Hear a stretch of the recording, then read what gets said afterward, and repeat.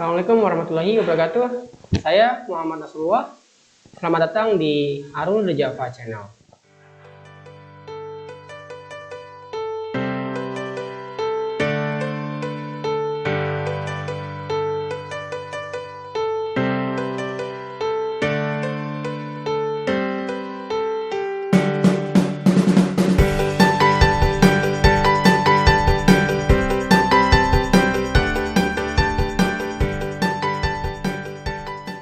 Pada kesempatan kali ini, kita akan belajar tentang jurnal umum.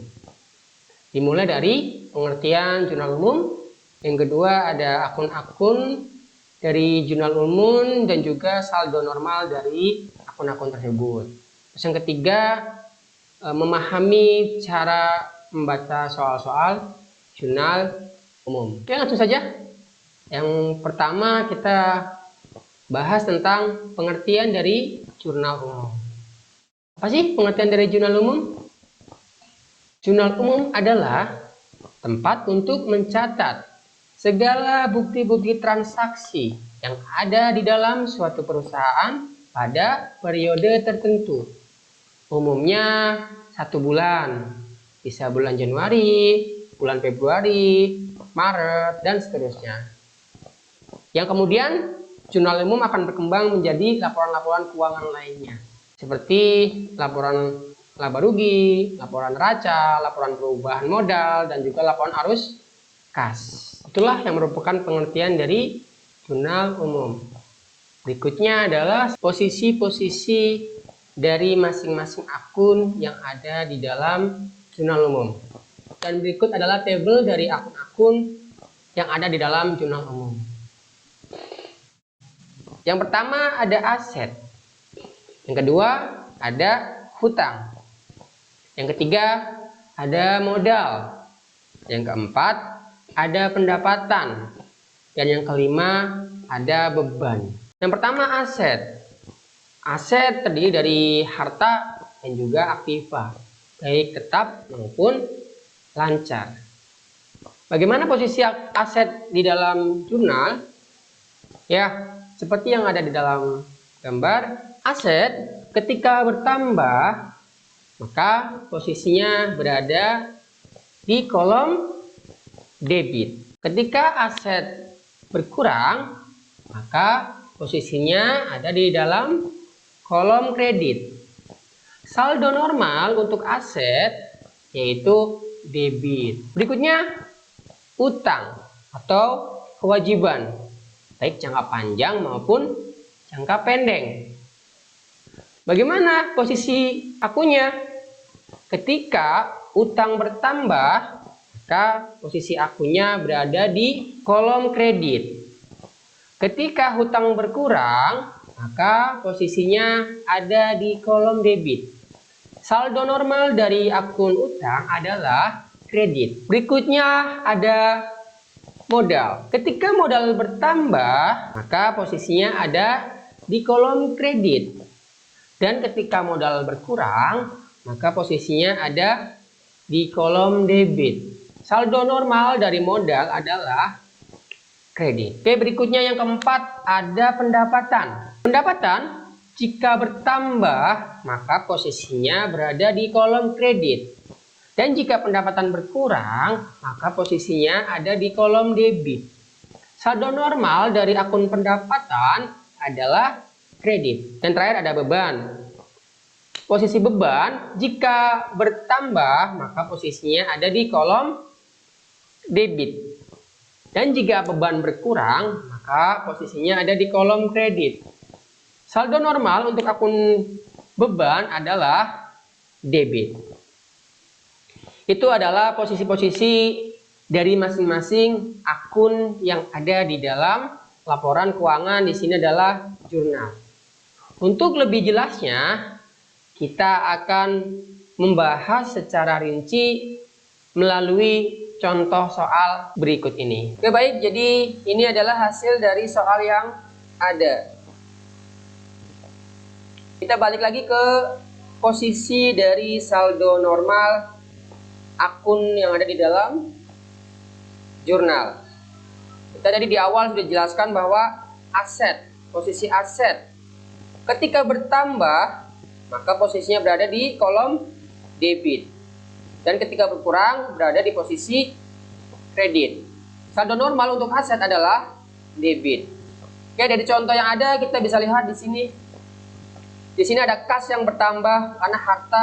Kas merupakan harta atau aset bertambah. Bertambah posisi di debit. Betul di sini. Berarti posisi di debit. Dan kemudian modal. Modal juga bertambah. Berarti posisi di kredit. Kita bisa lihat di dalam tabel saldo normal. Di sini modal bertambah, posisi di kredit. Berarti ini sudah betul. Berikutnya di sini ada akun sewa dibayar di muka. Berarti ini juga bagian dari beban. Ketika beban bertambah, maka posisinya berada di debit. Ya, di debit. Di sini ada kolom berikutnya ada kas sebesar 20 juta rupiah. Di sini kas berkurang. Kita lihat dalam akun tabel kas berkurang. Ketika aset berkurang, maka posisinya berada di kolom kredit. Oke ya.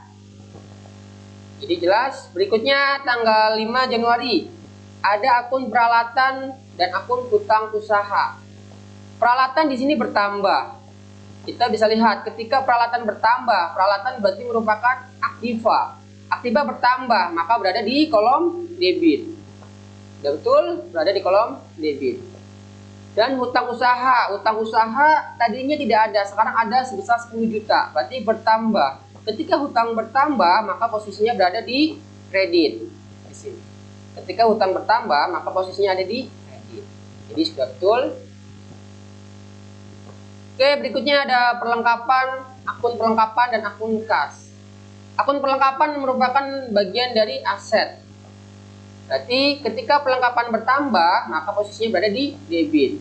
Di sini bertambah karena yang tadinya tidak ada sekarang menjadi ada. Berarti di kolom debit sudah betul. Dari mana? Dari kas. Kas berkurang, berarti aset berkurang. Berada di kolom kredit. Oke, sudah betul. Oke, berikutnya di sini ada kas dan pendapatan. Di sini ada kas yang bertambah. Berarti di sini ada aset bertambah. Posisinya di debit. Bertambah debit. Betul. Dari mana? Dari pendapatan yang juga bertambah.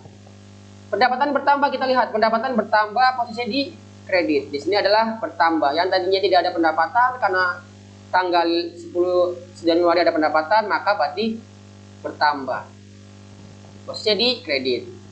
Sudah, betul. Berikutnya ada beban gaji, beban utilitas.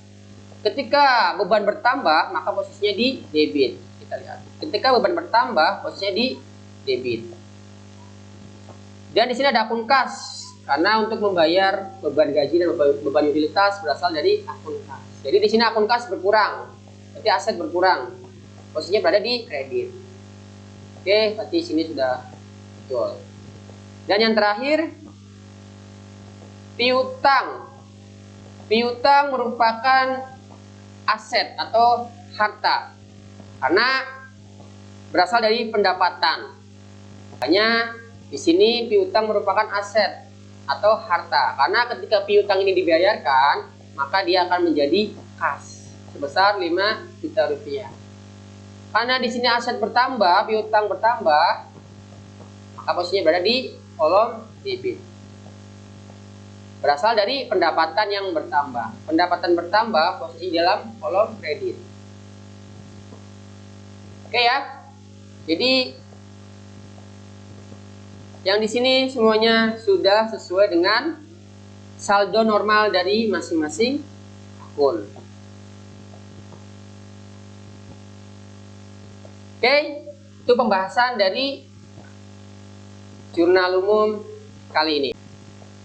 Baik, itu saja materi yang bisa saya sampaikan di pertemuan kali ini yang berkaitan dengan jurnal umum.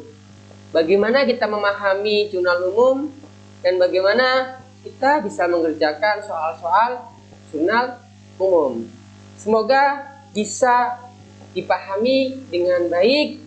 Apabila masih kurang jelas, boleh tulis di kolom komentar. Itu saja. Sampai bertemu di materi-materi selanjutnya, yaitu tentang latihan soal, jurnal, dan pembahasannya. Oke, terima kasih. Assalamualaikum warahmatullahi wabarakatuh.